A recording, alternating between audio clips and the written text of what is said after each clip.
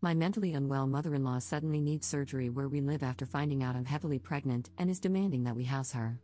Posted by you/Althea names together. First time posting, so bear with me, it's a long one. A little backstory for context: I'm 8 months pregnant, and we already have a toddler. We moved about 4 hours away from my mother-in-law shortly after our toddler turned 1. My husband found better work here, and we no longer had to deal with my mother-in-law showing up at our house multiple times per week to help with our toddler. Win-win. My brother-in-law and sister-in-law have 1 toddler and live less than 5 miles from my mother-in-law. My brother-in-law has a different dad than my husband, who has since remarried. My sister-in-law has both parents, who live about 15 miles from them. My husband's dad passed away when he was 12, and both of my parents have also passed. This makes my mother-in-law our children's only living grandparent, which comes into play later. Around 4 months pregnant, before we had told anyone we were expecting, my mother-in-law started acting more erratic. She somehow wrecked her car's tire, completely splitting the rim in half.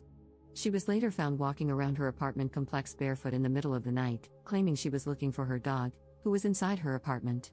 Then, she started beating on her neighbor's door around 2 a.m., enough to cause significant damage because she said she needed a phone charger. We assumed mental health issues or that she had started drinking again and deemed her unsafe to drive. My brother-in-law and sister-in-law begged us to drive down to fix her car and take it back with us until they figured out what to do. They worried that if the car were at their house, she would just take it back. So, we drove down, fixed the car, and brought it back with us, where it has since been killing a patch of grass in our yard. About a month ago, things seemed to have smoothed over, so we told my brother-in-law and sister-in-law we were expecting. We asked them to keep the news to themselves until we were closer to delivery, but they told my mother-in-law shortly after. Lesson learned. My mother-in-law immediately spiraled. Suddenly, she needs a surgery that can only happen where we live. She told me she had scheduled the procedure and would need me to pick her up and take her to the appointment because we have her car. Turns out, this appointment is just with a specialist to determine if she even needs the procedure. She scheduled this appointment for next week. I let her know I was summoned for jury duty next week and had a doctor's appointment of my own, so I couldn't miss more work. At this point, my mother-in-law started pulling in my husband's aunts to repeatedly call him, insisting there's no reason we can't pick her up over the weekend and let her stay at our house until the appointment.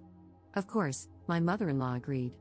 They argued that none of this would be necessary if you hadn't essentially stolen her car.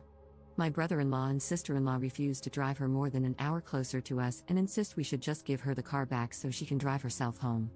We told them we aren't holding her car hostage. If they drive her here, she can have it. We have enough to worry about as it is without adding my mother-in-law to the mix, but we can't make a round-trip drive down there. Last night, my husband called her and asked if she could at least reschedule for September, when we'd have more time to figure out the logistics. She refused. Why? Because if she doesn't get seen until September, she won't be able to have the surgery until after I've had the baby.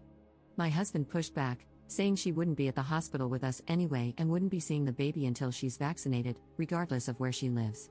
She started screaming that he's never done anything for her, that our children deserve to have grandparents, and that if we won't take care of her when she needs medical attention and are going to keep her away from her grandchildren for no reason, we'll regret it, etc.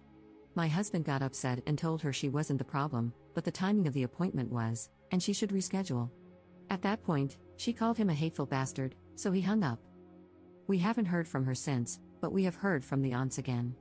They still agree with my mother-in-law that we are in the wrong, that we should step up because she's the only grandparent our children will ever have, and that it's the children's job to take care of their aging parents, etc.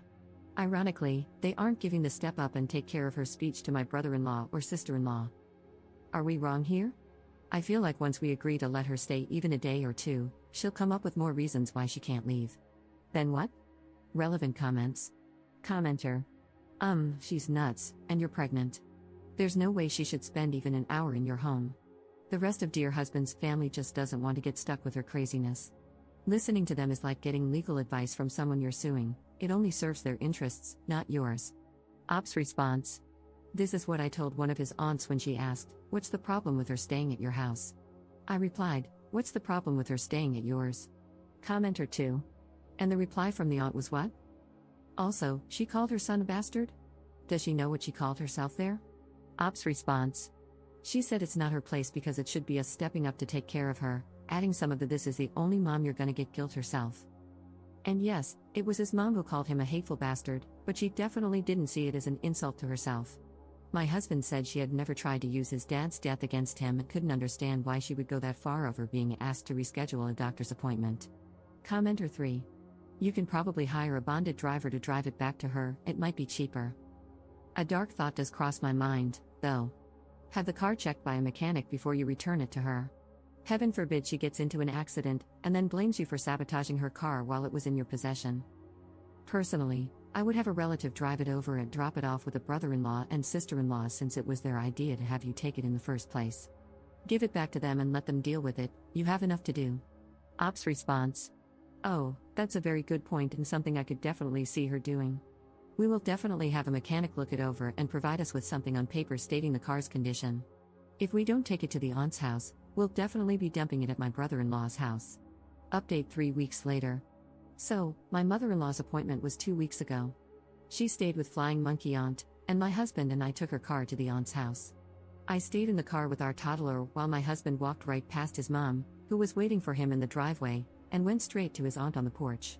He handed her my mother-in-law's keys and said, "We still don't feel that she is safe to drive, but if you do, you can be the one to give her the keys back." We had taken the car to a mechanic, who performed a multi-point inspection and provided us with a report stating that the car was in excellent condition. The only thing it would need was an oil change in 1,500 miles. Her appointment was the day after we returned the car, and it was with a stomach doctor to have a feeding tube placed. Head Flying Monkey Aunt called my husband after the appointment to inform him that the doctor wouldn't proceed with the procedure but said he would reevaluate in 2 months if her symptoms changed. I doubt that's what he actually said, he likely just told her no, but okay. My husband sent my brother-in-law a picture of the mechanic's report, told him we were done providing any future assistance, and wiped our hands of the whole situation. Fast forward to this week, my husband has been out of town all week because he was able to relocate with his job.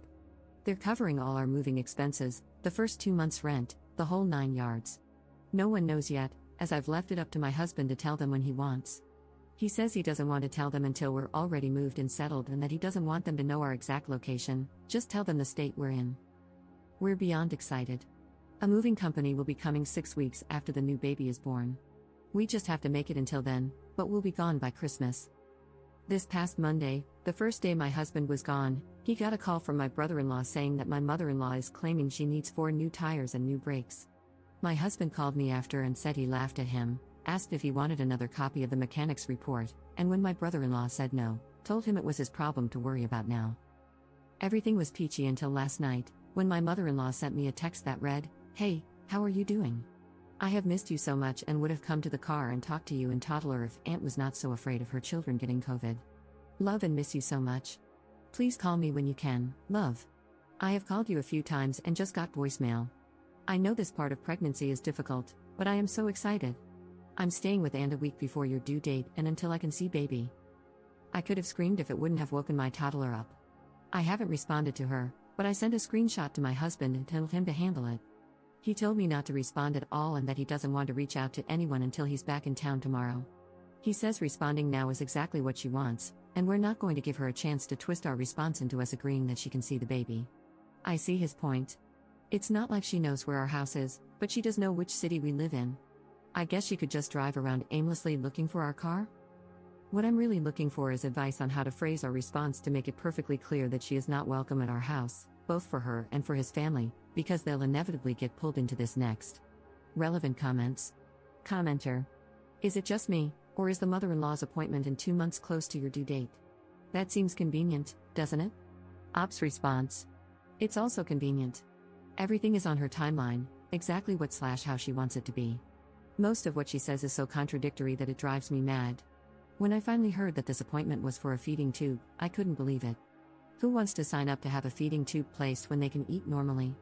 Second update 3 months later. We've done it. The baby was born at the end of October. My mother-in-law found out in early November and called my husband, saying how sorry she was that she missed it because she was in church. He literally laughed at her, told her he had to go, and hung up. My dear husband was planning to just ignore texts and calls from his family so that he could still be contacted in the event of a true emergency, but that plan was short-lived. The head Flying Monkey called to say that my mother-in-law would be coming to our house to see the baby for a few days the following week and would leave after her doctor's appointment. She had made another appointment for a feeding tube after the first doctor refused to do it. My husband remained so calm. He just said, "We've moved out of state, and when she started asking for our new address to send gifts for the baby, he simply said that we didn't need or want anything from them, had to go change a diaper, and hung up. We moved that following weekend.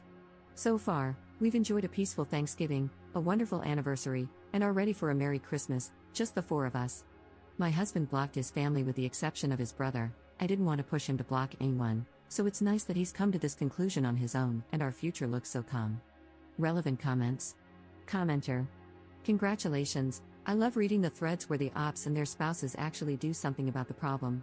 You and your dear husband are awesome. Ops response. 6 months ago, I was talking to / texting my mother-in-law every day. She would start calling around 5 or 6 a.m., and it was so hard to break away from that. 3 months ago, we felt so enmeshed, borderline codependent on her. Even though the daily calls and texts had slowed, it was hard to think clearly. Today? We feel free.